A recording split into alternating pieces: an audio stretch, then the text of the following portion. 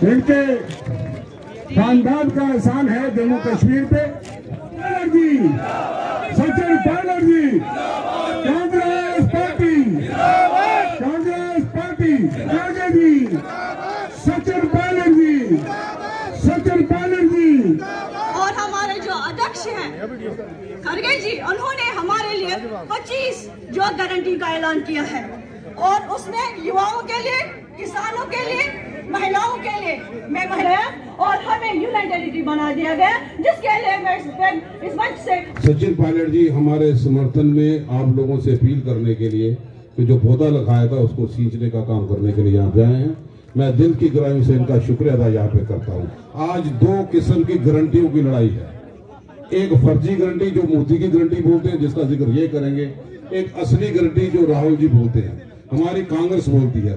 कांग्रेस ने हमेशा अच्छी गारंटी बोली, लोगों को रोजगार भी दिए, गरीबों को पेंशन भी दी और गरीबों के हक के लिए हमेशा आवाज भी उठाई। किसानों के हक की आवाज भी कांग्रेस ने यहाँ पे उठाई। और दूसरी तरफ वो गारंटी जो सिर्फ जुमलों की बरसात करती है। 15 लाख की गारंटी हो, 2 करोड़ हो, हमारी रियासत का दर्जे को आगे बढ़ाने की बात हो, आज कहाँ पे वो गारंटी है?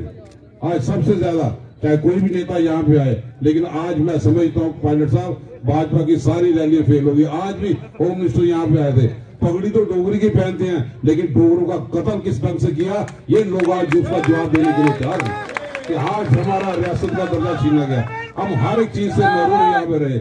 हमें यूटी में तब्दील कर देगा जिसमें हमारा कोई कसूर नहीं था।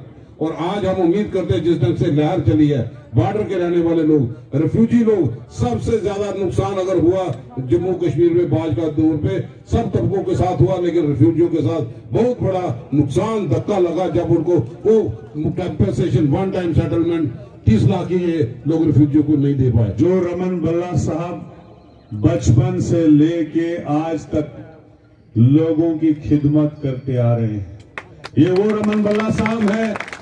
चाहे एमएलए हो, चाहे मिनिस्टर हो, चाहे न हो, इनके दरवाजे 24 घंटे पब्लिक के लिए खुले होते हैं।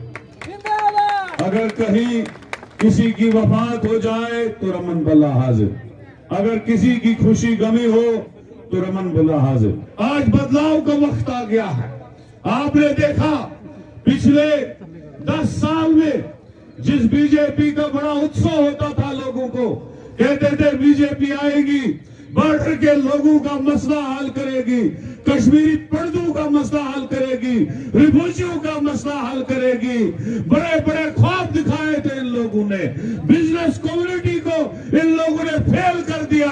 दुकानदार की दुकानदारी खत्म कर दी, नौकरी वाले की नौकरी खत्म कर दी, पढ़े लिखे नौजवान का रोजगार खत्म कर दिया। दोस्तों, ये चुनाव सिर्फ इस रियासत का नहीं, ये चुनाव सिर्फ जम्मू शहर का नहीं, ये चुनाव पूरे देश का है, पूरे मुल्क का है। और आप अच्छी तरह जानते हो कि 10 साल से देश में जो सरकार बनी है, वो सरकार भी जनता के वोट से बनी है। लोगों ने वोट दिया था इस विश्वास के साथ, इस भरोसे के साथ कि हम आपको सत्ता दे रहे हैं, पूर्ण बहुमत की सरकार। 25-30 साल के बाद कोई सरकार फुल मेजोरिटी की गवर्नमेंट दिल्ली में बनी। सरकार बनने से पहले भाजपा बोलती थी महंगाई, बेरोजगारी, निवेश, शिक्षा, चिकित्सा, सड़क निर्माण, उद्योग, निवेश, ये सब हम करेंगे। जब 14 में सरकार बनी, उससे ज्यादा बहुमत 19 में आया और अभी भी पेट नहीं भरा। आप क्या भाषण दे रहे हैं? 300 पार, 400 पार, 500 पार, 600 पार, सारे पार करा दिए। 400 पार सरकार बनाने के लिए चाहिए 272, आप 400 क्यों चाहिए आपको? 2019 में 300 पार हो गए थे। इन 5 साल की रिपोर्ट कार्ड देख लो आप। सरकार बनने के बाद नोटबंदी लेकर आए, जीएसटी लेकर आए और किसान जो देश का पेट पालता है, उस किसान के खिलाफ 3 काले कानून बनाए इन लोगों ने। सैकड़ों लोगों ने, किसानों ने आत्महत्या कर ली दिल्ली के बॉर्डर पर जब विरोध करे। 1.5 साल तक विरोध चलता रहा, लेकिन ये सरकार जिद्दी है। जब सरकार बन रही थी 19 में, कभी कहा था प्रधानमंत्री जी ने कि मैं 3 काले कानून बनाऊंगा किसानों के खिलाफ? कभी नहीं कहा। आज ये माहौल बन गया कि जो निर्वाचित मुख्यमंत्री है, इलेक्टेड चीफ मिनिस्टर स्टेट्स के हैं, झारखंड के हैं, दिल्ली के हैं, अलग अलग दलों के हैं। हमारे मतभेद हो सकते हैं साथियों, अलग विचारधारा हो सकती है, अलग पार्टी हो सकती है, लेकिन आप इलेक्टेड चीफ मिनिस्टरों को जेल में बंद कर दोगे, कांग्रेस पार्टी के खातों को बंद कर दोगे, खाते सीज कर दोगे, विपक्ष को समाप्त करना चाहते हो, नेताओं पे इनकम टैक्स के छापे, ईडी के छापे, सीबीआई के, पुलिस के नोटिस हो, छापे हो, रेड हो, 95% विपक्ष के लोगों के ऊपर। ऐसा माहौल देश में बन गया।